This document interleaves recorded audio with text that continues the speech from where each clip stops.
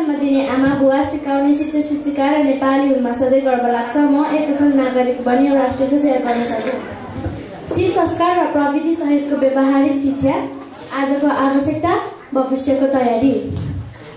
आदरणीय प्रधानाध्यापकज्यू, सहायक प्रधानाध्यापकज्यू, अभिभावक, शिक्षक शिक्षिका र मेरा प्यारा प्यारा साथीहरूलाई नमस्कार। म कक्षा 6 हकिम सेक्सनको छात्रा दिया खासु मगर। मैले यस विद्यालयले आयोजना गरेको ड्राई टाइममा धेरै किताबहरू पढेकी छु, जस्तै कोला, उल्का, बहुरायको रुख, पैसा रूपमा पर्दैन, हजुरबाको उपहार आदि। त्यसमध्ये मलाई कोला मन पर्यो। यस किताबको म छोटो प्रस्तुतिकरण गर्न गइरहेकी छु। यो किताब 2016 मा प्रकाशन भएको हो। यस किताबमा 32 वटा पानाहरू रहेका छन्।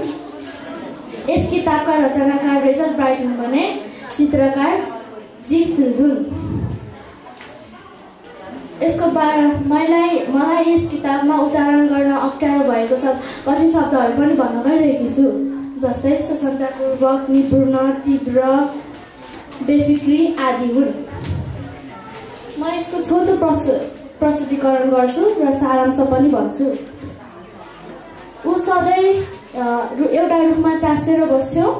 त्यसको नाम थियो कोला।